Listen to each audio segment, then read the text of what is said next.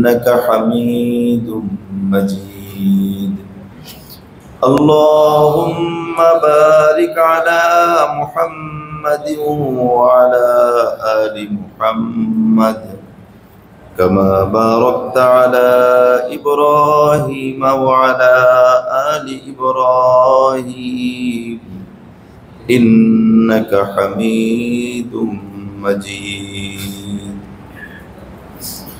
نستعين بالله ونتوكل عليه حسبنا الله ونعم الوكيل نعم المولى ونعم النصير আল্লাহ রাব্বুল আলামিনের সীমাহীন মেহেরবানি আল্লাহ পাক আমাদেরকে মাহে রমজানের অত্যন্ত গুরুত্বপূর্ণ একেবারে শেষের দিকের সময়ে আল্লাহ রাব্বুল আলামিন আল্লাহ পাকের ঘর মসজিদের মেহমান হয়ে আল্লাহ পাকের প্রিয় বান্দাদের দলভুক্ত হয়ে আল্লাহ রাব্বুল আলামিন যাদেরকে পছন্দ করেন আল্লাহর ঘরের মুআতাকিফিন তাদের দলভুক্ত হয়ে রমজানের শেষ দশকের অধিকাংশ সময় অতিবাহিত করে নিজের জীবনকে শুধরানোর জন্য ইসলাহি মজলিসে অংশগ্রহণের সুযোগ দিয়েছেন। এজন্য আমরা হৃদয় ভরে আল্লাহ রাব্বুল আলামিনের শাহী দরবারে শুকরিয়া আদায় করি আলহামদুলিল্লাহ। স্বাভাবিক অবস্থা বিবেচনা করে যতটুকু মনে হচ্ছে হয়তো আজকের মজলিসটাই শেষ মজলিস হতে পারে, যদিও এটা চূড়ান্ত না। তো এই হিসেবে আজকে সংক্ষিপ্ত গুরুত্বপূর্ণ কিছু কথা বলার চেষ্টা করব। এর আগে একটা বিষয় বলি, আমাদের দেশে একটা নতুন ফিতনা শুরু হচ্ছে। এটা আগে স্বল্প পরিসরে ছিল, এখন এটা আরো বাড়ছে। সেটা হলো বিশ্বব্যাপী একদিনে ঈদ করতে হবে। আজকে অনেক বাংলাদেশের ভিতরে, আগে তো শুধু চাঁদপুর ছিল, এখন আরো অনেক জায়গায় এই একদিনে ঈদ করার একটা মন মানসিকতা, একটা স্লোগান শুরু হচ্ছে। এটা আরো ব্যাপক রূপ ধারণ করবে। তো ওই স্লোগানটা কবে হবে যে প্রত্যেক সারা বিশ্বের মুসলমান আল্লাহ এক, রসুল এক, সারা বিশ্বের মুসলমান এক সময় ফজরের নামাজ পড়বে, এটা হোক। এটা সুন্দর না? জুমার নামাজ সপ্তাহে একদিন। ঈদ যদি সারা পৃথিবীর ঈদের নামাজ যদি একদিন হতে পারে, তাহলে জুমার নামাজ একই টাইমে হোক। একদম সৌদি আরব যখন জুমার নামাজ হবে, একদম মূল কেন্দ্র, তাই দিন হোক আর রাত হোক, ঠিক ওই টাইমে জুমার নামাজ। মানে এটা সম্ভব না। এই যেমন কথার কথা, কমন জিনিস চিন্তা করেন, আমাদের স্বাভাবিকভাবে সৌদি আরবের চাঁদ দেখার পরে আমরা এটা মানে জানি, স্বাভাবিকভাবে ওখানে তো আগে দেখতে পারি, এরকমই তো হয়। গতকালকে সৌদি আরবে চাঁদ দেখা গেছে, বিষয়টা এরকম না? তো গতকালকে সৌদি আরবের চাঁদ দেখার যে খবরটা, একটু খেয়াল করেন, গতকালকে সৌদি আরবের চাঁদ দেখার খবরটা আমার দেশে আমরা সঠিকভাবে জানতে পারছি 10টার দিকে, 9:30 10টার দিকে। তাহলে এই 9:30 10টা পর্যন্ত, কথার কথা আমরা যদি চিন্তা করি তাহলে এই 9:30 10টা পর্যন্ত আমরা কি করব? বিষয়টা এরকম না। তারাবির জন্য অপেক্ষা করতে হবে 9:30 10টা পর্যন্ত, কারণ ওখানের খবরটা আসা এক। 2 নম্বর হলো রমজান যখন শুরু হবে, রমজান যখন শুরু, একদম শুরু, সৌদি আরবে যখন চাঁদ দেখা গেল, ওই সময় আমাদের বাংলাদেশে রাত 10টা বাজে। তাহলে রাত 10টার সময় গ্রাম অঞ্চল 10টা মানে কি বুঝেন? অনেক রাত। তা পুরো 10টা পর্যন্ত সবাই বসে থাকবে যে রমজান আসছে কি আসেনি। সেম এইটা জাপানে তো আরো অন্যরকম। কোন কোন দেশে ওই সময় কোন কোন দেশে রাত 3টা, তো তারা ঈশান নামাজ আর তারাবির জন্য তারা অপেক্ষা করবে 3টা পর্যন্ত। আবার আমেরিকায় তো পুরো বিপরীত দিন। বিষয়টা এরকম না? এটা কেমনে সম্ভব? এটা তো একটা মানে যতই দেওয়া হোক, এটা একটা অবাস্তব একটা জিনিস, এটা একদিনে সম্ভব না। আমেরিকা যদি এটা দিন হয়, এখানে রাতে দেখা গেলে আমেরিকা এটা দিন, তখন তারা কি করবে? তো এইসব বিষয়ে একটা হযবরল পরিস্থিতি। এই কারণে একদম খয়রুল কুরুন থেকে এই পর্যন্ত একদিনে করতে হবে, একদিনে ঈদ করতে হবে, এরকম পদক্ষেপ কেউ গ্রহণ করেনি। কেউ এই পদক্ষেপটা গ্রহণ করে নাই যে একদিন করতে হবে বা করার মধ্যে আলাদা কোনো ফজিলত কেউ করে নাই, এবং এটা সম্ভব না। এটা অসম্ভব হবে, সম্ভব না। এইসব বিষয় মিলে আমাদের দেশে এই ফিতনাটা, আজকে আমাদের ভাইরা বললেন যে অনেক দেশে নাকি আজকে ঈদ করছে, এই সংখ্যাটা আস্তে আস্তে বাড়তেছে। এরকম বাড়তে বাড়তে যদি এরকম হয় তাহলে বিষয়টা একটা ফিতনায় রূপ নেবে। এজন্য আমরা, আল্লাহ নবী সাল্লাল্লাহু আলাইহি ওয়াসাল্লাম তো আমাদেরকে একদম স্পষ্ট বলে দিয়েছেন যে সুমু লিরুয়াতিহি, তোমরা চাঁদ দেখে রোজা রাখো, ওয়া আফতিরু লিরুয়াতিহি, চাঁদ দেখে ঈদ করো। কে ঈদ করবে? যারা চাঁদ দেখবে তারা ঈদ করবে। কে রোজা রাখবে? যারা চাঁদ দেখবে তারা রোজা রাখবে, শেষ। সৌদিওয়ালারা যখন চাঁদ দেখবে সৌদিওয়ালারা রোজা রাখবে, বাংলাদেশওয়ালারা যখন চাঁদ দেখবে বাংলাদেশওয়ালারা রোজা রাখবে। তো সমাধান তো, এটা তো মীমাংসিত বিষয়, আবার নতুন করে এটা তো কোনো অর্থ হয় না। এই হিসেবে আল্লাহ রাব্বুল আলামিন আমাদের সকলকে সর্ব ধরনের নব আবিষ্কৃত বিষয় থেকে আমাদেরকে বেঁচে থাকার তৌফিক দান করুন। আমরা চেষ্টা করব সাহাবায়ে কেরামের যুগে, খয়রুল কুরুনের যুগে যেই পদ্ধতিতে ওনারা ইসলাম বুঝেছেন, আমরা ওই পদ্ধতিতে বোঝার চেষ্টা করব। আল্লাহ রাব্বুল আলামিন আমাদেরকে তৌফিক দান করেন। আমরা জোহরের পরে বেশ কিছু বিষয় নিয়ে আলোচনা করেছি আল্লাহ পাকের মেহেরবানিতে। আমরা ঈমান নিয়ে আলোচনা করেছি, এরপরে ইবাদত নিয়ে আলোচনা হয়েছে, এরপরে মুআমালা নিয়ে, লেনদেন নিয়ে আলোচনা হয়েছে, আর মুআশারা অর্থাৎ একে অপরের প্রতি হক কি, আমার প্রতি আমার সন্তানের হক, সন্তানের প্রতি আমার হক, এই যে যত হক আছে এই হকগুলো নিয়ে আলোচনা গতকালকে কিঞ্চিত হয়েছে। আজকেও সামান্য কিছু আল্লাহ পাক যদি তৌফিক দান করেন আলোচনা হবে। গতকালকে আমরা আলোচনা করেছিলাম যে একজন সন্তানের প্রতি, মানে বাবার প্রতি সন্তানের কি কি করণীয় এবং বাবার সন্তানের প্রতি কি কি করণীয়, এই বিষয়গুলো বিস্তারিত হয়েছিল। আজকে আমাদের জীবনের অন্যতম একটা অধ্যায়, সেটা হলো ফ্যামিলি লাইফ, ব্যক্তিগত জীবন, মানে পারিবারিক জীবন। এই পারিবারিক জীবনে একে অপরের প্রতি হক কি, এই বিষয়টা আমাদের গুরুত্ব দেওয়া দরকার। এই কারণে দেখা যায় নবীজি পরিবারের প্রতি খুব বেশি গুরুত্ব দিয়েছেন। ইসলামের দৃষ্টিতে পরিবার এর গুরুত্ব অনেক বেশি। আমার কাছে যেটা মনে হয়, ঈমানের পরে একজন মানুষের জীবনের সবচেয়ে গুরুত্বপূর্ণ অধ্যায়টা হচ্ছে তার পারিবারিক জীবন। কারণ পারিবারিক জীবনে অশান্তি থাকলে তার নামাজেও মন বসবে না। পারিবারিক জীবনে অশান্তি হলে তার ভিন্ন দিকে, খারাপ দিকে মন যাবে। একজন স্বামী স্ত্রীর সম্পর্ক যত গভীর হবে তত খারাপ দিকে স্বামীরও মন কম যাবে, স্ত্রীরও মন কম যাবে।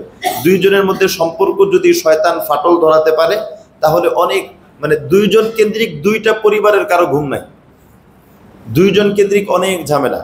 আমাদের ইদানিং অনেক ছেলেরা দেখা যায়, যুবক ছেলেরা, তারা নতুন বিয়ে করে, বৈবাহিক জীবনে প্রথমে যেই অনেক হিমশিম খায়, অনেক ধাক্কা খায়। এটার বেশ কিছু কারণ আছে। তার মধ্যে একটা কারণ হলো, একটু খেয়াল করেন, এখানে অনেক যুবক ভাইরা আছে, একটু খেয়াল করেন। একটা হচ্ছে কল্পনা আর একটা হলো বাস্তবতা, দুইটা কোনোদিন এক না। একটা হচ্ছে অভিনয় আর একটা হচ্ছে বাস্তবতা, এটা কোনোদিন এক না। সাংসারিক জীবনে অশান্তি হওয়ার উল্লেখযোগ্য একটা কারণ হলো, যুবক মুভি দেখে, সিনেমা দেখে, সিনেমার মধ্যে কোনো এক মেয়েকে তার স্বামীর সাথে অভিনয় করতে দেখে, সে মনে করে বাস্তব জীবনটাও মনে হয় এরকম। সিনেমার ভিতরে একজন মেয়ে একজন ছেলে সেজে গুজে একদম নিজেকে সম্পূর্ণ অন্যভাবে প্রদর্শন করে, সে মনে করে আমার বউও মনে হয় এরকমই হবে। বিবাহের পরে সে কল্পনার সাথে মিলায়, ওর সাথে মিলতেছে না, ওর সাথে মিলতেছে না, আরে সে তো অভিনয় করতেছে আর এ তো বাস্তবতা, কোনো দিন মিলবে না। ওটা তো তার একটা পেশা, ওটা তো তার 2-3 ঘন্টার জন্য তার বহু প্রস্তুতি, আর এটা তো তার লাইফ। ওখানে সে রান্না করে এসে অভিনয় করতেছে না, কথা কি বুঝে আসছে? ওখানে রান্না করে অভিনয় করতেছে না, ওখানে অভিনয়ের জন্য লম্বা প্রস্তুতি নিয়ে করতেছে। আর এখানে স্ত্রী রান্না করতেছে, বাচ্চার পেশাব পরিষ্কার করতেছে, পায়খানা পরিষ্কার করতেছে, বাচ্চার কাপড় ধুইতেছে, এসব কিছু করার পরে এটা হলো বাস্তব জীবন। এজন্য যদি অভিনয়ের জগতের সাথে যদি ফ্যামিলিকে মিলানো হয়, মিলবে না। ওটা ভিন্ন জগৎ, এটা ভিন্ন জগৎ। ওটা হলো অভিনয়, ওটা হলো মিথ্যার একটা প্রলোভন, আর এটা হলো বাস্তব, এটাই জীবনের একটা অংশ। এজন্য এই বিষয়টা খেয়াল করা যে বাস্তব জীবন, বাস্তব জীবন। হাদিসের ভিতরে আসছে, শরীয়তের দৃষ্টিতে যত মানে জায়েজ কাজের ভিতরে নিম্নমানের, একদম নিম্নমানের জায়েজ কাজ হলো তালাক, ডিভোর্স। আর শয়তান সব থেকে বেশি খুশি হয় হলো এই ডিভোর্স হয়ে গেলে। আমরা হাদিস পড়েছি, শয়তান তার বাহিনীকে যখন বিভিন্ন খোঁজ খবর লাগায় দিন শেষে, যে তুমি কি করছো, তুমি কি করছো, তুমি কি করছো, তো কেউ যদি বলতে পারে যে আমি আজকে স্বামী স্ত্রীর মধ্যে ডিভোর্স করে দিছি, তখন একদম সে তাকে বুকে জড়ায় নেয় যে এই এটা কাজের কাজ করছো তুমি, কারণ এতে শুধু দুইজনে না, দুইজন কেন্দ্রিক দুই পরিবারই নষ্ট হবে। এজন্য পারিবারিক সম্পর্ক মজবুত করার ক্ষেত্রে ইসলাম অনেক বেশি গুরুত্ব দিয়েছে। এটাই আমাদের আজকের আলোচনা, যে হুকুকুজ যাওজা আলা যাওজ, যে স্ত্রীর করণীয় কি, স্বামীর স্ত্রীর ক্ষেত্রে স্ত্রীর হক কি কি হক স্বামীর কাছে স্ত্রী পায়, একজন স্বামীর কাছে একজন স্ত্রী কি কি হক পায়, এই প্রাপ্যগুলো স্বামীকে দিতে হবে। অনুরূপভাবে একজন স্ত্রীর কাছে একজন স্বামী কি কি পায়, এই প্রাপ্যগুলো তাকে দিতে হবে। এই হকগুলো যদি আদায় করা হয় তাহলে অশান্তি হবে না। উদাহরণস্বরূপ একজন স্বামী সে স্ত্রী থেকে কি আশা করে, নবীজির হাদিস আল্লাতী তাসুররুহু ইযা নাযারা ইলাইহা, নবীজি বলেছেন আদর্শ স্ত্রীকে, যার মধ্যে কয়েকটা গুণ থাকবে। প্রথম গুণ হচ্ছে স্বামী তার দিকে তাকালে স্বামীর মন খুশি হয়ে যাবে। আল্লাতী তাসুররুহু ইযা নাযারা ইলাইহা, স্বামী যখন তার দিকে তাকাবে তাকানোর সাথে মন খুশি হয়ে যাবে, যেভাবেই হোক সে মন খুশি করে দেবে। এক, এরপরে অতুতিহি ইযা আমারা, এবং স্বামী যদি স্ত্রীকে কোনো বৈধ বিষয়ে নির্দেশ দেয় সেটা একদম মনে প্রাণে অক্ষরে অক্ষরে পালন করবে। 3 নম্বর, ওয়ালা তুখালিফুহু ফিমা ইয়াকরাহু, স্বামী যে বিষয়ে অপছন্দ করে সে বিষয়ে স্ত্রী কখনো ওই বিষয় করবে না। স্ত্রী কথার কথা একটা ছেলের সাথে মোবাইলে কথা বলে, মোবাইলে কথা বলাটা তো না যায়, হারাম। বিবাহের পরে পৃথিবীর মধ্যে যত প্রতারণার শব্দ আছে, প্রতারণার কিছু মানে শব্দ আছে না, প্রতারণা, ধোঁকা, মানে একদম পুরোটা প্রতারণার শব্দ। পৃথিবীর মধ্যে প্রতারণার শব্দের ভিতরে উল্লেখযোগ্য প্রতারণার শব্দ হলো আমার ছেলে বন্ধু, আমার মেয়ে বান্ধবী, এটা হলো একটা প্রতারণার শব্দ। স্বামী ছাড়া মেয়ের জন্য কেউ বন্ধু হইতে পারে না, যেটা হয় সেটা হলো দেহ ব্যবসায়ী হইতে পারে। বন্ধু তো স্বামী, আবার কে? আমরা একসাথে, বন্ধু বলতে কোনো শব্দ নেই, স্বামী ছাড়া স্বামীর উপরে আবার কে বন্ধু?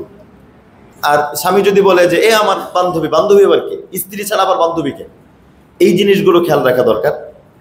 এজন্য একজন স্ত্রী স্বামীর কাছে যে বিষয়গুলো আশা করে, সর্বপ্রথম যেটা আশা করে নবীজি বলে, প্রথম এই কথাটা বললাম তো, স্ত্রীর জন্য কর্তব্য হলো স্বামীকে খুশি করে দেওয়া।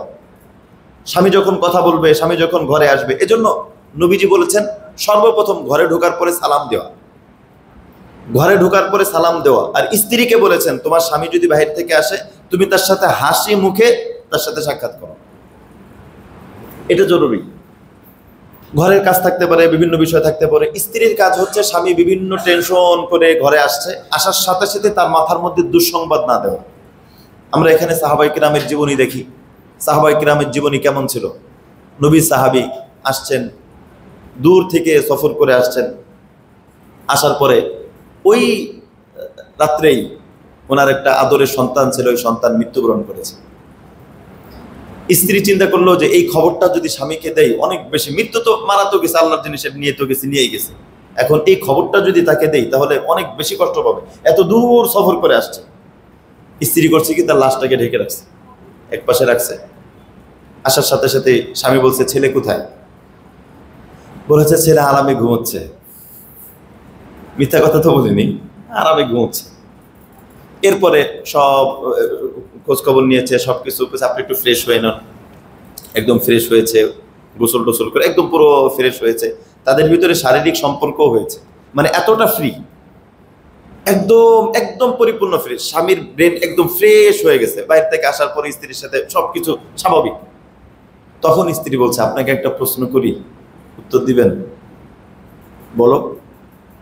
আমাদের কাছে কেউ যদি কোনো কিছু আমানত রাখে, কিছু টাকা অথবা কোনো জিনিস আমানত রাখলো, যেটা একটু তোমার কাছে আমানত, আমার যখন দরকার হবে আমি নিয়ে নেব, ওই আমানতের টাকা সে যদি আবার নিয়ে নেয়, এতে কি আমাদের কোনো মন খারাপ করার কিছু আছে?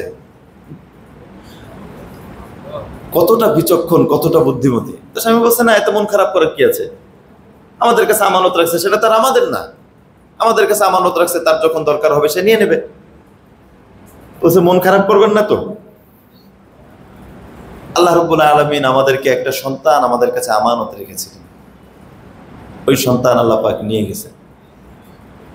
শোনার সাথে সাথেই স্বামী বলো কি, সন্তান নিয়ে গেছে মানে সন্তান মারা গেছে? বলে আল্লাহ নিয়ে গেছে।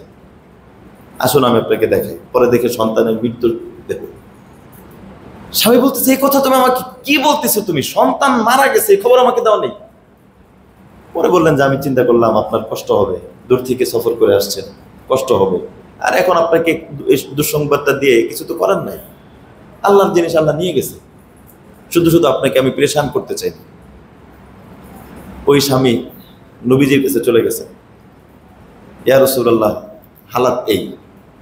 নবীজি ওই স্ত্রীর এত মানে এই গুণটা এতটা পছন্দ করেছেন, নবীজির সাথে সাথে দোয়া করছেন। যে নবীজি জিজ্ঞেস করছেন আজকে রাত্রে কি তোমাদের কোনো শারীরিক সম্পর্ক হয়েছে? তখন বলছেন হ্যাঁ। তখন নবীজি দোয়া করেছেন যে আল্লাহ পাক এর মধ্যে বরকত দান করুন। পরে দেখা গেছে ওখান থেকে আল্লাহ পাক তাদের গর্ভে অনেক উত্তম সন্তান আল্লাহ রাব্বুল আলামিন দান করছেন। তো এই যে এটা হলো বুদ্ধিমত্তা। আর আমাদের সমাজটা একেবারে উল্টা, সারা দিনের সব ক্ষোভগুলো জমায় রাখে যে আমি এটা বাসায় ঢোকার সাথে সাথে একদম বাসায় ঢোকার সাথে সাথে কি অবস্থা, কেমন আছো, আর ভালো থাকি কেমনে, ভালো থাকতে দেয়? ভালো থাকার জন্য কি কপালে যদি ভালো থাকা হইতো তাহলে কি এখানে আসতাম? কেন কি হয়েছে, আর কি হয়েছে, তোমার তো বলে কোনো লাভ নেই, এরকম না? আর কি হয়েছে, কি আর হবে, হইতে হইতে তো জীবন শেষই হয়ে গেল আমার এই যে বিষয়গুলো নবীর সিরাত, এইটা হলো তার দোষ। আর স্বামীর দোষ, এই যে ওইটাকে উপরে বলছিলাম, স্বামীর দোষ হলো মোবাইল টিপতে টিপতে বাসায় ঢুকে। একজন স্ত্রী সে সারাদিন অপেক্ষা করে, সে তার কাজের মধ্যে থাকে, সে অপেক্ষা করে স্বামীর সাথে একটু সময় দিবে, একটু গল্প করবে। সে তো কাজে ছিল, ও তো বিভিন্ন একটা ফ্রি সময় চায়। ও বাসায় ঢুকতে ঢুকতে তার তো কেমন ধরে পাহাড় কেটে আসছে, অফিস করে আসছি এই সেই ঝামেলা, সে মোবাইল টিপতে টিপতে বাসায় ঢুকতেছে, ও মোবাইল টিপতে টিপতে ঢুকতেছে, সে বিভিন্ন কাজ। এটা দুইজনের মধ্যে অন্তরঙ্গ সম্পর্ক এবং ঘনিষ্ঠ সম্পর্ক, এটা আস্তে আস্তে দূরত্ব বাড়তেছে।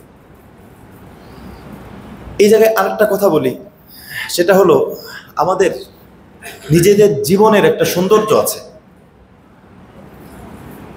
জীবনটা কিন্তু সুন্দর। আমি নিজেই আমার নিজের ব্যক্তি জীবনটা অনেক সুন্দর।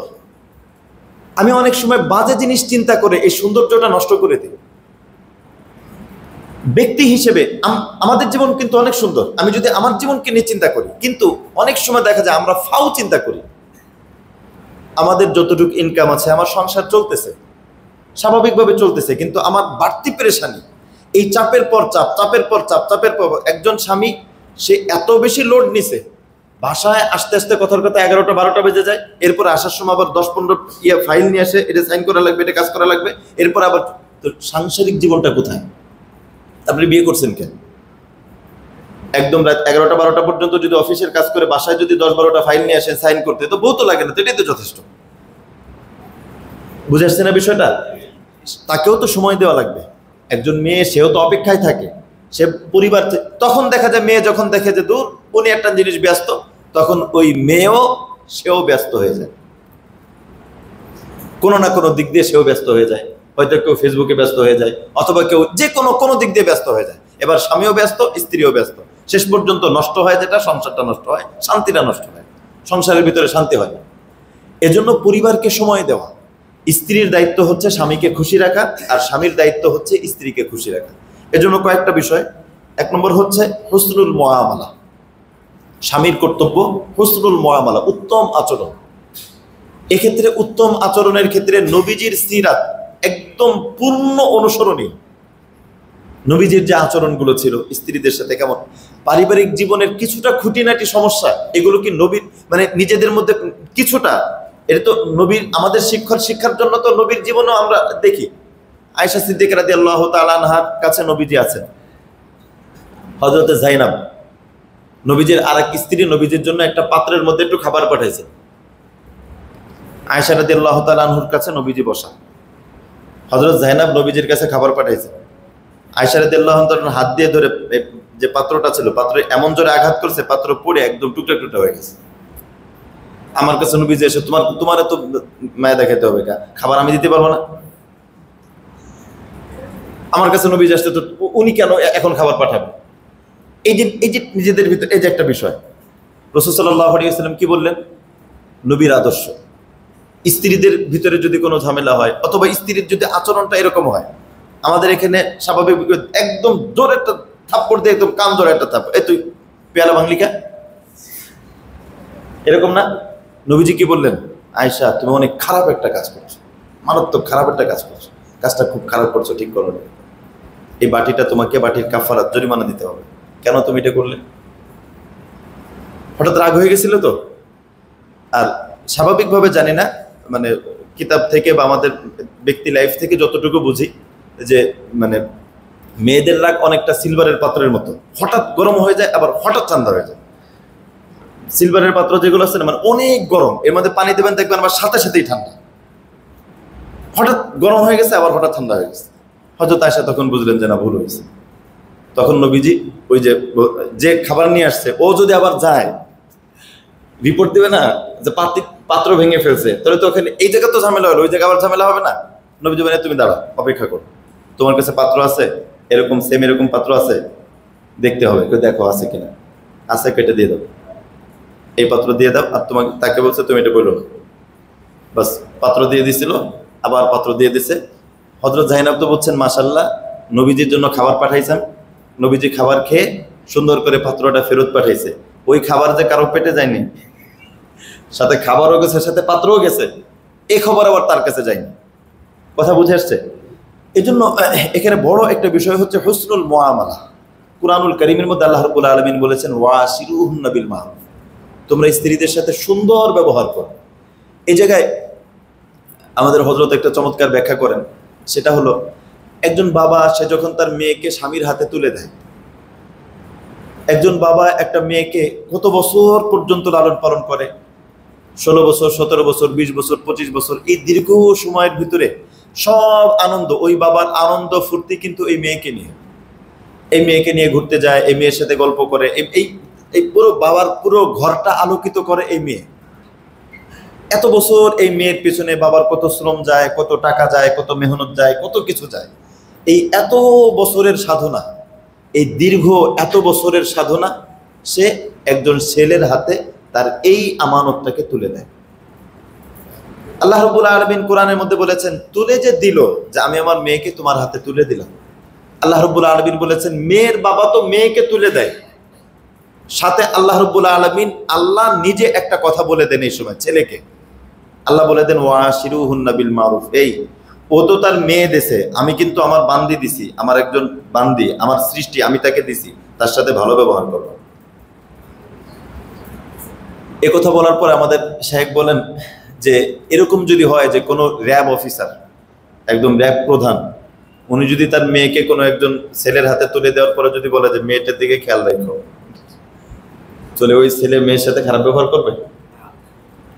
ভয় আছে না? অথবা সেনা প্রধান, যারা একদম সামরিক দিক দিয়ে বড় কোনো ব্যক্তি, যদি মেয়ের দিকে খেয়াল রাখো, তাহলে তো সে একদম কিরে তোমার কোনো সমস্যা কিনা, আমাকে ফ্রি ভাবে বললো, বাবাকে বলা দরকার নেই, সরাসরি আমাকে বললো, কোনো সমস্যা থাকলে কোনো ঝামেলা নেই। সবসময় তার ভয় থাকবে না যে না জানি এটা যদি এবার ফাঁস হলে তো ওখানে ফাঁস হলে আমার ফাঁসি হয়ে যাবে, বিষয়টা এরকম না। আমাদের হযরত বলেন যে এখানে আল্লাহ রাব্বুল আলামিন নিজে বলছেন, আল্লাহ বলছেন এই আমার বান্দি দিলাম, তুমি দেখে রেখো। র্যাবের পাওয়ার আর লবের পাওয়ার কি এক? রবের পাওয়ার তো অনেক বেশি। এজন্য রবের পাওয়ার, রব বলতেছেন আমি কিন্তু তোমার হাতে দিলাম, ছেলেকে মেয়ের হাতে দেয়নি, মেয়েকে ছেলের হাতে দিছে। এজন্য আল্লাহ রাব্বুল আলামিন বলেন খবরদার দেখে রাখবে, কোনো এদিক সেদিক যেন না হয়। এজন্য তার সাথে আচরণটা খুব ভালো করা চাই। দ্বিতীয় একটা বিষয় যেটা খুব গুরুতর, সেটা হলো অধিকাংশ সংসার ঝামেলার ক্ষেত্রে একটা মূল কারণ হলো ছেলেরা বিভিন্ন সময় বিভিন্ন তুলনা করে।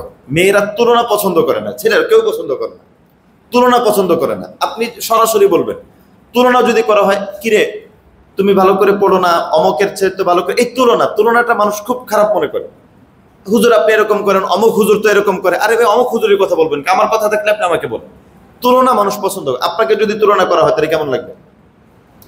অনেক সময় দেখা যায় যে কোনো স্বামী স্ত্রীকে বিভিন্ন তুলনা করে, তুমি তো ভালো করে রান্না করতে পারো না, অমুকে দেখা যায় রান্না করে। এই জিনিসটা একদম জঘন্য, তার কাছে খারাপ লাগে, অশান্তির উল্লেখযোগ্য একটা কারণ এটা। অমকের বউ তো দেখা যায় এরকম করে, অমকের দেখা যায় এরকম করে, সেদিন অমকের বাসায় গেলাম কি পরিমাণ এইরকম রান্না করছে, ঝামেলা। তুলনা করা যাবে না, তুলনা করলে সংসারে অশান্তি আসবে। এজন্য স্ত্রীর অন্যতম একটা হক হচ্ছে স্ত্রীকে কোনো নারীর সাথে তুলনা না করা। এরপর আরেকটা বিষয় হচ্ছে অনেক স্বামী দেখা যায় স্ত্রীর সাথে ভালো ব্যবহার করে কিন্তু স্ত্রীর বাবা মার সাথে ভালো ব্যবহার করে না। এটাও একটা হক। স্ত্রীর এটাও একটা হক, স্ত্রীর সাথে যেরকম ভালো ব্যবহার করা, স্ত্রীর বাবা মায়ের সাথেও ভালো ব্যবহার করা, এটাও তার জন্য একটা উল্লেখযোগ্য হক। 3 নম্বর হচ্ছে নবীজির সিরাত থেকে। নবীজি সাল্লাল্লাহু আলাইহি ওয়াসাল্লাম হযরত আয়েশা সিদ্দিকা রাদিয়াল্লাহু তাআলা আনহাকে নিয়ে একটু খেয়াল করেন, স্ত্রীর মনে আনন্দ দেওয়ার জন্য বৈধ কোনো পন্থা অবলম্বন করা, এটাও স্ত্রীর হক। স্ত্রীর মনে আনন্দ দেওয়ার জন্য বৈধ কোনো পন্থা। নবীজি হযরত আয়েশা সিদ্দিকাকে খেলা দেখতে নিয়ে গেছেন, সহিহ বুখারীর হাদিস। ওই যে হাবশি যারা যে ইথিওপিয়ান আছে না, একটু অনেক বড় সড়ো এরকম, ওরা কুস্তি খেলতেছে। আয়েশা রাদিয়াল্লাহু তাআলা আনহা বলছেন চলেন আমরা একটু খেলা দেখতে চাই, তো চলো। নবীজি হযরত আয়েশাকে নিয়ে গেছেন এবং হযরত আয়েশা বলেন যে আমি তো বুঝিনি, অল্প বয়সী, আমি তো বুঝি নেই। আমি এরকম নবীজির কাঁধের উপরে থুতনি দিয়ে, একদম কাঁধ আছে না, কাঁধের উপরে এরকম থুতনি দিয়ে আমি খেলা দেখতেছিলাম। তখন আয়েশা বলেন যে আমার কাছে অবাক লাগছে যে যতক্ষণ পর্যন্ত আমি এ কথা না বলছি চলেন বাসায় যাই, আমার পক্ষ থেকে যতক্ষণ না বলছি ততক্ষণ নবীজি নিজের কাঁধ ঠিক ওইরকম করে দাঁড়াইছিলেন। নবীজি বলেন এ চলো, কতক্ষণ হয়েছে, টাইম না, এতক্ষণ সময় আমার কাজ আছে না, আমার কত আছে, তুমি এরকম করতেছো না। হযরত আয়েশা বলছেন যতক্ষণ না আমি না বলছি নবীজি ঠিক কাঁধটাকে ওইরকম দিয়ে বসে আছেন। এরপরে উনি নিজেই আবার বলেন যে তোমরা একটু কল্পনা করো যে অল্প বয়সী একটা মেয়ের খেলা দেখার কি আগ্রহ থাকতে পারে, মানে কত দীর্ঘ সময় আমি দেখছি, তোমরা দেখো। আমার বয়স কম, খেলা হচ্ছে, কুস্তি খেলা মজা লাগতেছে দেখতে। একদম সর্বশেষে আমি যখন বলছি চলেন, তখন নবীজি বলছেন তোমার শখ মিটছে? তখন আমি বললাম হ্যাঁ মিটছে, চল। তাহলে এক্ষেত্রে দেখা যায় যে বৈধ কোনো যদি থাকে বৈধভাবে, তাহলে স্ত্রীর কোনো হক মিটানো, এটাও রাসূল সাল্লাল্লাহু আলাইহি ওয়াসাল্লামের সুন্নাহ। এরপরে আরেকটা বিষয় হচ্ছে যে মহরানা আদায় করা, এটা স্ত্রীর হক। মহরানা আদায় করে দেওয়া, অনেক স্বামী দেখা যায় এখনো মহরানা আদায় করেনি। মহরানা আদায় করাটা জরুরি। আর মহরানা ধরাও এই পরিমাণ যেটা আদায় করা যায়। লোক সমাজের ভিতরে এটা একটা প্রচলন আছে যে মহরানা বেশি করে ধরে বিবাহ টিকানোর জন্য। বিবাহ যদি না টেকে, যদি কপালে না টিকা থাকে, যতই মহরানা হোক, মহরানার কারণে কি আর বিয়ে টিকে? এই হিসেবে এটা একটা বাজে কথা। মহরানা সেটাই নির্ধারণ করা উচিত যেই পরিমাণ মহরানা আদায় করা সম্ভব বা আদায় করা যায়। একাধিক স্ত্রী যদি থাকে তাহলে তাদের মাঝে সমতা বজায় রাখা, এটাও সুন্নাহ। স্ত্রী যদি ভুল করে কটাক্ষ না করে ভুল শুধরে দেওয়া। আমাদের সমাজে অনেক সময় দেখা যায় কটাক্ষটা বেশি হয়, উপহাসের কারণে মানুষ শিখতে পারে না। আর আমাদের দেশের কালচার হচ্ছে বিবাহের পরে মূলত একটা মেয়ে সংসার করতে আসে না, সে মূলত ইন্টারভিউ দিতে আসে। এটা আমাদের দেশীয় কালচার। মানে কেমন যেন একদম বাবার বাসা থেকে সব শিখে, একদম পরিপূর্ণ সব শিখে এবার ইন্টারভিউ নেবে, ননদ নেবে, শাশুড়ি নেবে, এরপর পুরো ফ্যামিলির সবাই ইন্টারভিউ নেবে। কথায় কথায় এটা বাবা শিখায় নেই, এটা শিখো নাই, এটা শিখো নাই। আপনি কি সব শিখে আসছিলেন? ইন্টারভিউ বোর্ডে যিনি চেয়ারম্যান, উনি কিন্তু মাঝে মাঝে গল্পের ভিতরে বলে, আরে আমার বিয়ে হয়েছিল 12 বছর 13 বছর বয়সে, কিছুই বুঝতাম না, একদম কিছুই। ওই ইন্টারভিউ বোর্ডের চেয়ারম্যান এই কথা বলতেছে যে আমার বিয়ে হয়েছিল অল্প বয়সে, আমি কিছুই চিনতাম না, বুঝতাম না। আর এখন উনি কি বলতেছেন, এটা শিখো নাই, এটা কেমন, এটা শিখে নেই, এটা বাবা এটা শেখায় দেয় নাই, এটা শেখায় দেয়নি, এটা শেখায় দেয় নাই। তো এই জন্য দেখা যায় আন্তরিকতা তৈরি হয় না। নবীজির সংসারে সহযোগিতা ছিল, অভিযোগ ছিল না, ভুল ধরা ছিল না, সহযোগিতা ছিল, প্রতিযোগী ছিল। এক একজন সহযোগী ছিল, প্রতিযোগী ছিল না। আর এখানে একদম কেমন যেন প্রতিযোগী হয়ে যায়, এই কারণে সংসারে অশান্তি। আমার মিসেস একটা কথা একবার ইংলিশে একটা কথা বলছিল, আমার ইংলিশটা মনে নাই, হয়তো ইংলিশ কারো জানা আছে। ইংলিশে একটা প্রবাদ বলছিল, আমার কাছে খুব ভালো লাগছে। প্রবাদটা হলো যে একজন মেয়ে বিবাহের পরে যে আচরণটা করে, সেই আচরণ করে যেই আচরণ সে চায়। এই কথা বুঝে নাকি? বিবাহের পরে সে সবার সাথে এরকম আচরণ করে, এরকম ব্যবহার করে যেই ব্যবহারটা সে মূলত চায় যে আমার সাথে এরকম ব্যবহার করুক, এটা করে। কিছুদিন যাওয়ার পর ওই মেয়ে ওই ব্যবহার করে যে ব্যবহারটা সে পায়। কথা বুঝছেন? প্রথমে সে ওই ব্যবহারটাই করে যেটা সে কামনা করে, যেটা চায় যে আমি এরকম এরকম চাই। কিন্তু যখন এই ব্যবহারটা যদি না পায়, কথার কথা সে চাচ্ছে যে এরকম একটা জিনিস, সে এরকম ব্যবহার চাচ্ছে, ওইটা সে পাইলো না, তখন সে কি পাইলো না, ওই ব্যবহারটা শুরু করে। এজন্য প্রথম থেকেই একজন মেয়ে যখন সংসারে আসে, প্রথম থেকেই তার প্রতি যত্নবান হওয়া এবং তার হকগুলো আদায় করে দেওয়াটা কর্তব্য। এবং কোনো বিষয় যদি, এজন্য একজন স্ত্রী, নবীজি বলেছেন, নবীজি স্ত্রীদেরকে অনেক কিছু শিখাতেন, কটাক্ষ না করে শিখিয়ে দেওয়া স্বাভাবিক একটা জিনিস। এটা যদি কটাক্ষের মাধ্যমে বলা হয় তাহলে সেটা হতে পারে সে কষ্ট পাবে, আর তো শিখানোর মধ্যে এইটা এভাবে করেন, এটা ভুল, এটা করে না, এভাবে করতে হয়, এটা নবীজির সুন্নাহ, সে শিখাই দিলাম। একজন ভুল করছে, এটা শিখাই দিলাম, এভাবে যদি হয় তাহলে সুন্দর হবে। অনেকের অভ্যাস থেকে কথায় কথায় তালাকের ভয় দেখায়। অনেক স্বামী আছে মানে কথায় কথায় তালাক দিয়ে দেবো, তালাক দিয়ে দেবো, তালাক দিয়ে দেবো, মানে এটাই একদম খুব সম্মানের একটা জিনিস, কথায় কথায় তালাক দিয়ে দিলাম। তা এটা হয় কি, যে কোনো একটা জিনিস শুনতে শুনতে শুনতে শুনতে ওইটা কিন্তু গুরুত্ব কমে যায়। যখন বারবার বলতেছে তালাক দিয়ে দেবো, তালাক দিয়ে দেবো, তালাক দেবো, 2-3 বার শোনার পর এক সময় দিয়ে দিলে দিয়ে দিচ্ছে, তার মনের ভিতরে একটা ইয়ে চলে আসবে, তালাক দিয়ে দেবো তো কি হয়েছে। এজন্য এ ধরনের কোনো শব্দ ব্যবহার না করা। হাদিসের কোরআনের ভিতরে আসছে, হাদিসের ভিতরে আসছে, রাসূল সাল্লাল্লাহু আলাইহি ওয়াসাল্লাম বলেছেন, ফাইন কারিহা মিনহা খুলুকান রাদিয়া মিনহা খুলুকান আখার। স্ত্রীর কোনো ব্যবহার যদি তোমার কাছে পছন্দনীয় নাও হয়, একটা পছন্দ হচ্ছে না, 10টা পছন্দ হবে। এজন্য কোনো একটা ব্যবহারের উপর নির্ভর করে কারোর সাথে ডিসিশন না নেয়। কথার কথা একজন তার স্ত্রীর একটা বিষয় ভালো না, কিন্তু দেখা যাবে যে সে যদি চিন্তা করে হয়তো এই বিষয়টা ভালো না, আরো 10টা বিষয় ভালো। অন্য একটা নারীর হয়তো একটা বিষয় ভালো, কথার কথা একজন বিয়ে করছে, বউ পছন্দ হয়নি। একবার আমাদের পরিচিত একজনের যে কোনো কারণে বউ পছন্দ হয়নি, কি বউ একটু খাটো, এই সব মূল হলো বউ একটু খাটো, এর জন্য বউ পছন্দ হয়নি। পরে দেখা যাবে যে এরকম হতে পারে যে হ্যাঁ, সে পরে বিয়ে করছে, বউ অনেক লম্বা হইতে পারে, কিন্তু ওই আগের তার ভিতরে এমন কিছু গুণ ছিল যেটা এর মধ্যে নাই, এটা হতে পারে। দুনিয়ার সৃষ্টিটা এরকম, আল্লাহ রাব্বুল আলামিন সবাইকে সব গুণ দেবে এটা অসম্ভব। একের মধ্যে সব, এটা বই পাওয়া যায়, এটা মানুষ পাওয়া যায় না। বুঝে আসছে না? বিভিন্ন মার্কেটে বই পাওয়া যায়, এটা বউ পাওয়া যায় না।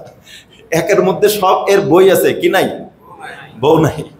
এজন্য বউর মধ্যে যদি এরকম একের মধ্যে সব খোঁজা হয় তাহলে তো মুশকিল। এটা তো মার্কেটের বই না, এটা কি? এটা কি বই না বউ? বউ। তাহলে একের মধ্যে সব খোঁজাটাই বোকামি। নবীজির একটা হাদিস সহিহ বুখারীতে এসেছে, নবীজি হযরত আয়েশা রাদিয়াল্লাহু তাআলা আনহার সাথে কি পরিমাণ সময় দিয়েছে। নবীজি একবার ঘরে আসছেন, হযরত আয়েশা রাদিয়াল্লাহু তাআলা নবীজিকে একটা দীর্ঘ ঘটনা শুনিয়েছেন, 11 বিবির কিচ্ছা। 11 জন মহিলা একত্রে বসছে, বসার পরে তারা প্রত্যেকে নিজেদের স্বামীর ব্যাপারে বক্তব্য দিতেছে, কার স্বামী ভালো, কার স্বামী খারাপ, কার স্বামী কি করে না করে, বিস্তারিত ঘটনা।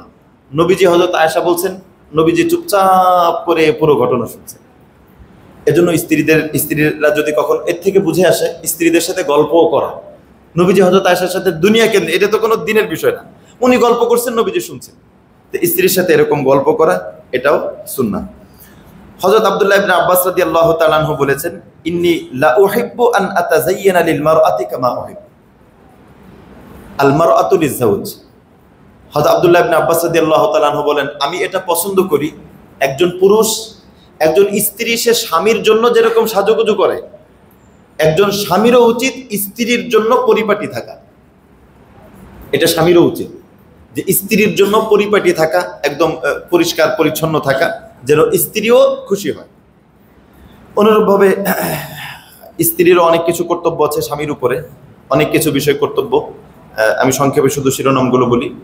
1 নম্বর হচ্ছে, প্রথমে যেটা বললাম যে স্বামীর যে কোনো নির্দেশ দিক, স্বামীর বৈধ যে কোনো নির্দেশ স্ত্রীর জন্য মানা এটা জরুরি। নামাজ যেরকম স্ত্রীর জন্য ফরজ, রোজা যেরকম স্ত্রীর জন্য ফরজ, বৈধ নির্দেশ, স্বামীর বৈধ নির্দেশ পালন করা স্ত্রীর জন্য ফরজ। এক মহিলা নামাজ পড়ে, রোজা রাখে, সব কিছু করে, কিন্তু স্বামীর কথা শোনে না। আল্লাহর নবী বলেছেন, আল্লাহ রাব্বুল আলামিন যদি কোনো নারীকে সিজদা করার অনুমতি দিতেন, সিজদা যেটা আল্লাহ ছাড়া কারোর জন্য হয় না, সিজদা করার যদি অনুমতি দিতেন, তাহলে স্ত্রীকে অনুমতি দিতেন সেজন্য তার স্বামীকে সিজদা করে। এতটা এই ক্ষেত্রে শরীয়তের মাসলা এতটা গুরুত্বপূর্ণ। এজন্য স্ত্রীর উচিত বৈধ সমস্ত ক্ষেত্রে স্বামীর অনুসরণ করা। এরপরে অনেক সময় দেখা যায় যে সাংসারিক জীবনে একটু ঝগড়া হতে পারে, কথা কাটাকাটি, এটা নায়িকার প্রত্যেক সংসারে তো হতে পারে, কিন্তু এমনটা যেন না হয় যে স্বামী রাগান্বিত অবস্থায় একটা রাত কেটে যায়। এটা খুব গুরুতর অপরাধ। হাদিসের ভিতরে আসছে, রাসূল সাল্লাল্লাহু আলাইহি ওয়াসাল্লাম বলেছেন, আল্লাহ রাব্বুল আলামিন ওই স্ত্রীর উপরে অভিসম্পাত করেন, আল্লাহ পাক লানত পেশ করেন ওই স্ত্রীর উপরে যেই স্ত্রীর স্বামী অসন্তুষ্ট থাকা অবস্থায় স্ত্রী রাত পার করে, তার উপরে স্বয়ং আল্লাহ রাব্বুল আলামিন অভিসম্পাত করেন, অভিশাপ দেন। আল্লাহ পাকের অভিশাপ মানে কি? সাধারণ একজন মানুষ যদি একজন মানুষকে অভিশাপ দেয় তাহলে মানুষ ভয় পেয়ে যায় না, যে আপনি যাই হোক আমাকে অভিশাপ কেন দিলেন? আর এখানে কোনো মানুষ না, কোনো আল্লাহ ওয়ালা না, কোনো নবী না, স্বয়ং আল্লাহ পাক অভিশাপ, মানে কেমন যেন তার ধ্বংস নিশ্চিত। এমনটা যেন না হয়, এটা খেয়াল করা। স্বামীর অনুমতি ছাড়া কোনো অবস্থাতে স্ত্রী ঘর থেকে বের না হওয়া, এটা স্ত্রীর অন্যতম কর্তব্য। কিছু লাগলে স্বামী নিয়ে আসবে। বিশেষ প্রয়োজনে স্বামী যদি বলে তাহলে পরিপূর্ণ পর্দা রক্ষা করে এটা স্বামীর বলার পরে, কিন্তু স্বামীর অনুমতি ছাড়া কোনো স্ত্রীর জন্য ঘর থেকে বের হওয়া জায়েজ নেই, কোনো অবস্থাতেই জায়েজ নেই। এই বিষয়টা জরুরি, এটা খেয়াল রাখা। আর হলো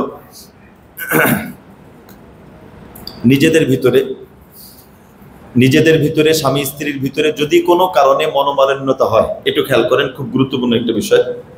কোনো কারণে যদি পারিবারিক জীবনে অশান্তি দেখা যায় তাহলে সমাধান কে দিবে? বান্ধবী সমাধান দিলে ওইটা সমাধান হবে না, আরো গ্যাঞ্জাম বাঁধবে। সমাধান কি শাশুড়ি দিবে? শাশুড়ি যদি সমাধান দেয় তাহলে একদম স্থায়ী সমাধান হয়ে যাবে। শাশুড়ি যদি সমাধান দেয় তাহলে একদম স্থায়ী সমাধান, ওর পরে আর সমাধানের স্রোত থাকবে না।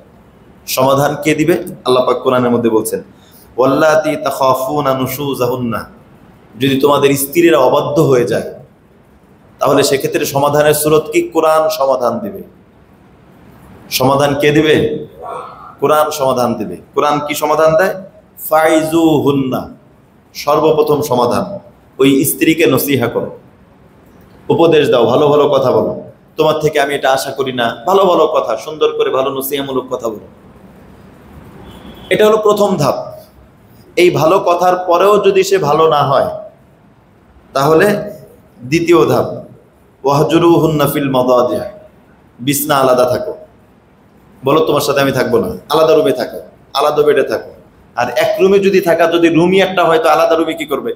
তা সুরত দুইটা, হয়তো ঘর থেকে অন্য কোনো জায়গায় থাকবে, মসজিদে থাকলো, তাবলিগে চলে গেল, অথবা খাটের নিচে থাকলো, মানে আলাদা।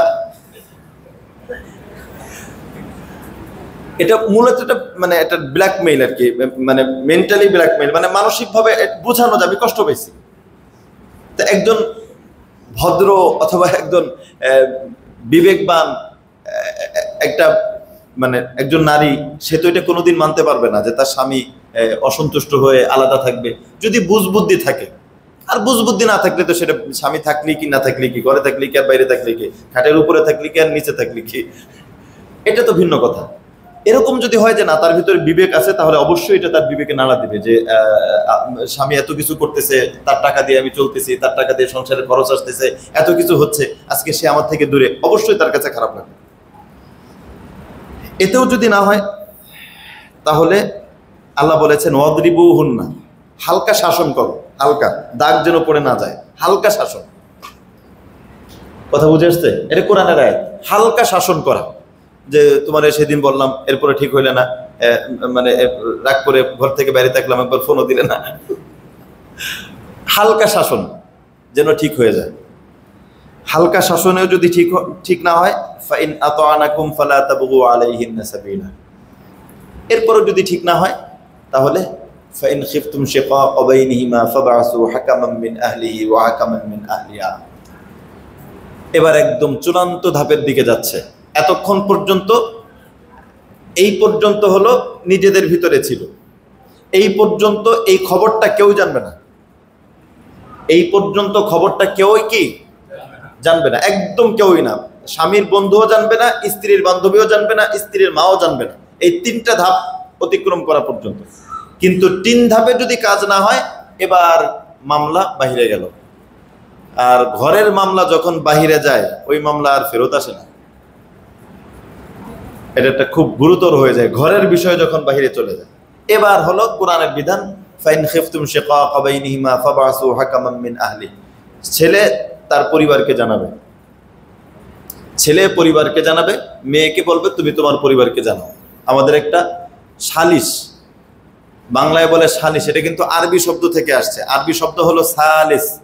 সালিস মানে হলো তৃতীয় পক্ষ, স্বামীর পক্ষ থেকে কেউ, স্ত্রীর পক্ষ থেকে কেউ, এরকম মিলে বসে একটা মীমাংসা করা, কার দোষ কার কি সমস্যা এটা মীমাংসা করা। এই মীমাংসার পরে যদি মীমাংসা হয়ে যায়, যদি শুধরে যায়, তাহলে তো আলহামদুলিল্লাহ শুধরে গেল।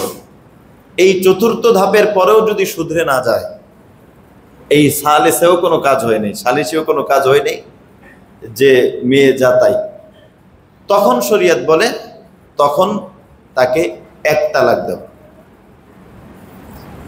এখানে আরেকটা কথা বলে দেই, জরুরি একটা বিষয়, এটা অনেক জরুরি, খেয়াল করবেন। আমাদের কাবিননামা, আমাদের দেশের ভিতরে যে কাবিননামা থাকে না, এই কাবিননামার ভিতরে কিন্তু একটা কলাম আছে, 18 নং কলাম। এই 18 নং কলামের ভিতরে একটা সিল মেরে দেয়, আগে লেখতো, এখন সিল মেরে দেয়। কি সিল মারে? যে কোনো রকম যদি খোরপোশ না দেয়, বনিবনা না হয়, তাহলে স্বামী স্ত্রীকে তালাক দেওয়ার অধিকার দিয়ে রাখলো। এই যে একটা বিষয়, যে স্বামী স্ত্রীকে তালাকের অধিকার দিয়ে দেওয়া, এই যে একটা অধিকার দিয়ে দেওয়া, এটার কারণে অনেক ঝামেলা হয়। স্ত্রী এই যে কথাটা লেখছে, লেখার কারণে যে সিল মেরে দিছে, বনিবনা, তো এটা তো অস্পষ্ট শব্দ। বনিবনা না হওয়া মানে কি, খোরপোশ না দেওয়া মানে কি? এই যে তখন দেখা যায় যে স্ত্রী খুঁটিনাটি কোনো বিষয়ে স্বামীকে ডিভোর্স দিতে পারে, যেহেতু ডিভোর্সের অধিকার কি দিয়ে রাখছে। এজন্য এই জায়গায় আমাদের ইফতা বোর্ড, ফতোয়া বোর্ড যে কথাটা লেখে, যে এই ব্যাপারে কথা, প্রথম কথা হলো স্ত্রীকে অধিকার যদি না দেওয়া পারা যায়, সেটা সবচেয়ে ভালো। অধিকার দিলামই না, স্ত্রীকে তালাকের কোনো অধিকার দেইনি, বাস, আর কোনো ঝামেলা নেই। এটা যদি হয় তাহলে, কারণ স্ত্রী তো, এটা আবার অনেক ক্ষেত্রে ক্ষতিও হতে পারে। যদি স্বামী খারাপ হয়, তাহলে এটা আবার স্ত্রীর জন্য ক্ষতি, মানে ডিভোর্সও দিল না, আবার তাকে নির্যাতন করলো, সমস্যাও হতে পারে। কিন্তু যদি কেউ লিখতে চায়, তাহলে কি লিখবে? কোনো আলেমের কাছে পরামর্শ করে যেন লেখে। আমরা যেটা লিখতে বলি সেটা হলো এই কথা লিখবে, শরঈ কোনো কারণে যদি বনিবনা না হয়, একদম ঠিক এই কথাগুলোই লিখবে। কি কারণে? শরঈ কোনো কারণে যদি বনিবনা না হয়, তাহলে বনিবনা না হওয়াটা শরঈ কারণে। বনিবনা হইতেছে না দুইজনের মধ্যে, কি নিয়ে? স্ত্রী প্রেম করে, স্বামী বাধা দেয়, এজন্য বনিবনা হইতেছে না। এটা কি স্বামীর দোষ? এ কথা বোঝেন নাই? এটা কি স্বামীর দোষ? তো এই বনিবনা হইতেছে না বলে স্ত্রীকে তালাক দিতে পারবে? এ তো বনিবনা হইতেছে না, এখানে তো তুমি মায়ের খাওয়ার কথা। এজন্য মূল বিষয়, শরঈ কোনো কারণে যদি কি না হয়, বনিবনা না হয়, শরঈ কোনো বিষয় আসছে এখানে, শরীয়তের বিষয়, শরঈ কোনো কারণে যদি বনিবনা না হয় এবং একত্রে সংসার করা কোনোভাবেই সম্ভব না হয়। বুঝে আসছে? প্রথম কথা লিখবে কি, শরঈ কোনো কারণে যদি বনিবনা না হয় এবং একত্রে সংসার করা কোনো কারণেই যদি কি না হয়, সম্ভব না হয়, তাহলে স্ত্রী পক্ষের কোনো পুরুষ, স্ত্রী না, ওর তো মাথা গরম, ও তো কথায় কথায় তালাক দিয়ে দিতে পারবে। স্ত্রীর পক্ষের কোনো পুরুষ, স্ত্রী না, ও যে বলবে, স্ত্রীর হয়তো ভাই অথবা বাবা, তারা বুঝবে। স্ত্রী পক্ষের কোনো পুরুষ ইচ্ছা করলে 1 তালাক প্রদান করতে পারবে। তাহলে দেখেন এখানে বিষয়টা কতটা সুন্দর করা হলো। 1 নম্বর হলো বনিবনা যদি শরঈ কারণে না হয়।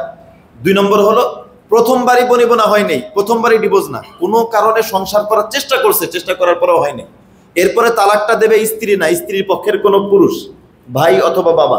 এরপরে তালাকটা দেবেও কয় তালাক? 1 তালাক। 1 তালাক দেওয়ার পরে এখন যদি সে চায়, স্ত্রী যদি ভুল বুঝতে পারে অথবা স্ত্রী যদি বুঝে যে না আমার শুধরে যাওয়া দরকার, সে আবার চাইলে নতুন করে আবার ঠিক হয়ে যেতে পারে। কিন্তু যদি একসাথে 3 তালাক দিয়ে দিলে তখন তো আর কিছু করার থাকে না। এই বিষয়টা খেয়াল রাখা। আর আরো কিছু বিষয় আছে, আরো অনেক বিষয় আছে, আমাদের লম্বা বিষয় অনেক সময় হয়ে গেছে, আজকে শেষ বিষয় বলা হলো। তো মুআশারার ব্যাপারে আলোচনা মোটামুটি সংক্ষেপ হইলো। বাকি একটা বিষয় ছিল আখলাক। আখলাক মানে হলো চরিত্র।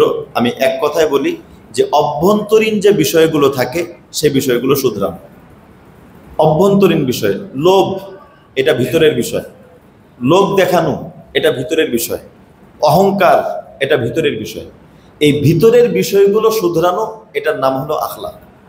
এজন্য আমাদের ভিতরে আখলাকটাও যেন সুন্দর হয়। ইমান, আমল, আখলাক, মুআমালা, মুআশারা, আখলাক সব বিষয় যদি সুন্দর হয় তাহলে আমাদের জীবন সুন্দর হবে। আমাদের ইসলাহি মজলিস আলহামদুলিল্লাহ চলছিল। আজকে যদি চাঁদ দেখা যায় তাহলে আজকে আমাদের ইসলাহি মজলিস এখানেই শেষ। আমরা প্রতি মাসে ইসলাহি মজলিস করে থাকি। আমাদের মাদ্রাসা আছে পল্লবী 11:30-তে, ওখানে প্রতি মাসে আমরা মাসিক ইসলাহি মজলিসটা করে থাকি। ইনশাআল্লাহ এবছর আমরা চেষ্টা করব দোতলা, নিচতলা, দোতলা, এটা হলো দোতলা 3তলা ছেলেদের জন্য আর 4তলা 5তলা মেয়েদের জন্য। আমরা যদি চাই এই ইসলাহি মজলিসগুলোতে অংশগ্রহণ করতে পারি এবং যে জায়গায় ইসলাহি মজলিস হোক, আমরা চাই যে বিভিন্ন ওয়াজ মাহফিল তো আছেই, ইসলাহি মাহফিল যেখানে চরিত্র নিয়ে আলোচনা করা হয়, সংশোধন নিয়ে আলোচনা করা হয়, এই টপিকসটাই আলাদা। এই যে জোহরের পরের মজলিস আর তাফসির দুটি কি এক পাইছেন? পার্থক্য আছে না? এজন্য ইসলাহি মজলিস খুঁজে খুঁজে আমাদের সেখানে অংশগ্রহণ করা দরকার। তাহলে আমাদের জীবন সুন্দর হবে, সংশোধিত হবে এবং আল্লাহ রাব্বুল আলামিনের কাছে গ্রহণযোগ্য হবে। আল্লাহ রাব্বুল আলামিন আমাদের সকলকে এই 9 দিন ব্যাপী যে কথাগুলো বলা হলো আমাদের জীবন সুধারণের জন্য আল্লাহ রাব্বুল আলামিন আমাদের প্রত্যেককে এই কথাগুলো আমল করার তৌফিক দান করেন এবং আমাদের সকলের জীবনকে শুধরে আল্লাহ রাব্বুল আলামিনের কাছে পরিচ্ছন্ন এবং পরিপাটি এবং স্বচ্ছ জীবন নিয়ে আল্লাহর কাছে যাওয়ার তৌফিক দান করেন। আমিন। ওয়া আখিরু দাওয়ানা আলহামদুলিল্লাহি রাব্বিল আলামিন।